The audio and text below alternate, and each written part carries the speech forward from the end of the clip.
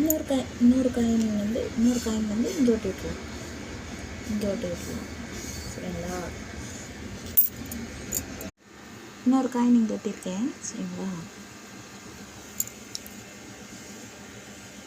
4 coins இருக்குது. 4 coins இருக்கக்கூடாது, எப்பயுமே 5 இருக்கணும், இல்லை 3 இருக்கணும். அதனால் ஒன்று ஒட்டி விட்டுலான் இருக்கேன்.